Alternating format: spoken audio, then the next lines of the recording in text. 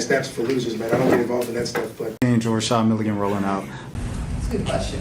Brandon, we can't ask Rashad questions. Hey, But Rashad. Candace Owens, apparently the last 8 years with Donald Trump wasn't enough to show her who Donald Trump was. And now she's like, who is this man? He's unrecognizable. So I didn't believe it when I seen the caption. I saw the first couple seconds of this video and then I cut it off and I was like, I want to react to this because this is crazy. Like, who would have thought? Who would have seen the day?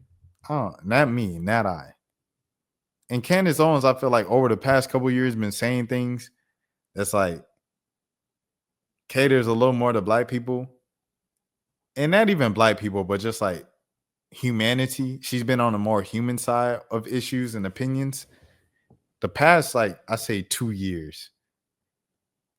And I was looking kind of weird at her for that. And people will ask her for that because then she did the Black Press Tour and stuff like that, where she did Breakfast Club and all these pods, right? And she was like, yeah. And then when she talked to them, the host would be like, yeah, you make a good point. And they like, you're not that bad. And they say, yeah, I'm not that bad. Like, you just got to meet me. But Democrats, they just write me off because anything that isn't them is a coon and they write you off and this and that. But I'm like, you definitely gaslighting right now because you know why you famous. We both know why you famous. You got famous saying outrageous things that went against black people. Being a black person is like a shock value there. Just like, dang, this black person said black lives don't matter. Like, that make you like pay attention. Like, who's this black person saying that? Anyways, regardless, I'll watch this.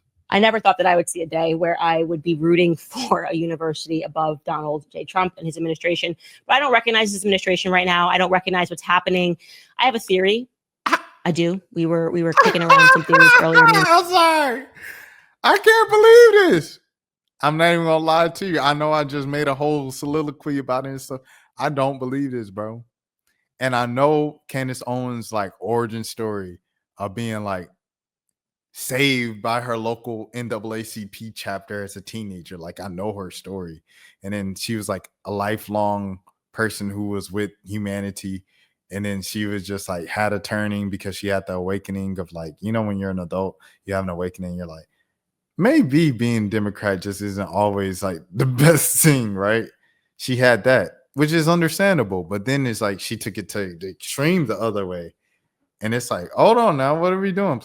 But so seeing this, I don't know. I say all that to say this is I can't believe this. I can't believe I'm seeing this with my own eyes. The team, and we were going, how could Trump be such a free speech enthusiast and allowing these things to happen, going after college universities, trying to suppress speech while pretending that you're not suppressing speech, while pretending that you're fighting DEI. It's so messy. It's so obvious. Everyone knows what you're doing.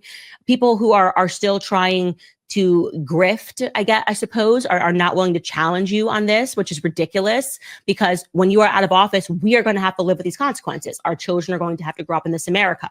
Okay. So when you threaten our speech, it's not worth it so that we can have pom-poms and go hurrah for a couple of years, then go, okay, well, yeah, now it kind of stinks because, we're getting arrested for wrongthink. We got David Friedman. Yeah, arrest him. Arrest Tucker Carlson and Candace Owens. Get them. I love it. And if you that's why she turned on. She's scared she about to get that Rico.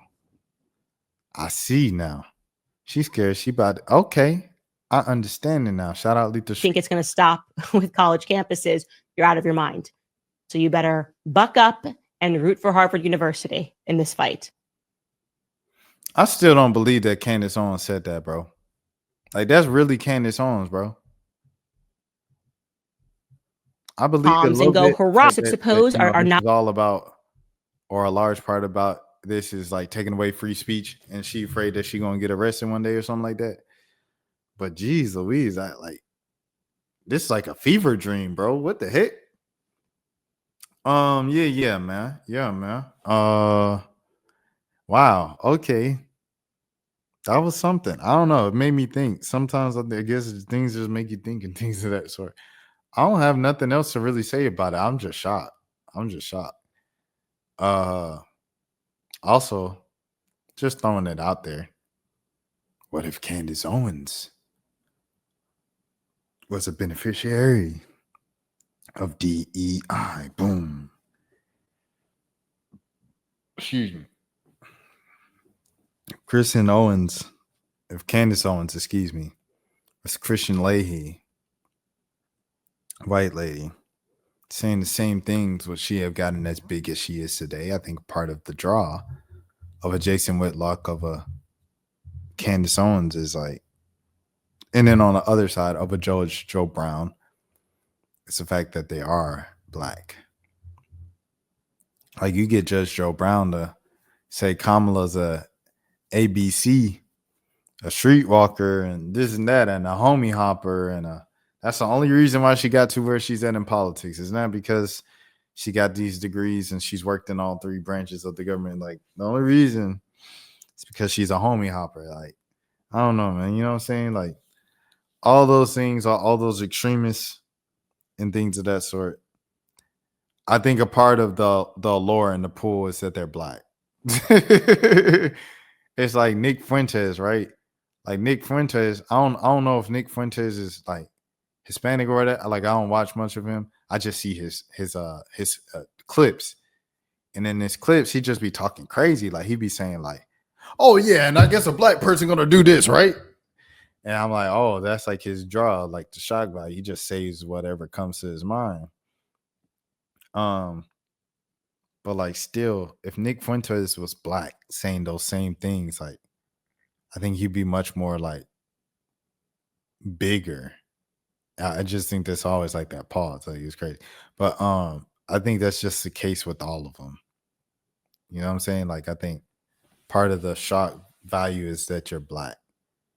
So you're a beneficiary indirectly of DEI. I don't know. I feel like DEI, just that entire acronym, and flipping the word woke did irreversible damage to the generation. And I think that's what this administration is all about. This current administration, the second term, is all to fight back against woke and DEI. Go back to Donald Glover on both of those things, because Donald Glover said he was a DEI hire in the 30 Rock writers room when he was in college still at NYU. And then he popularized the word woke when he took it, that was already popping on social media and stuff like that, for his biggest song, Redbone.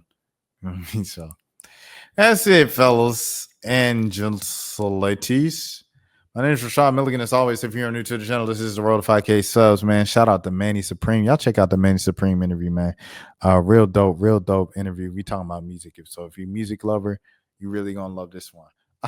See, I did that. My name is Rashad Milligan. As always, until next time, please take care. That's for losers, man. I don't get involved in that stuff, but Angel Rashad Milligan rolling out. That's a good question.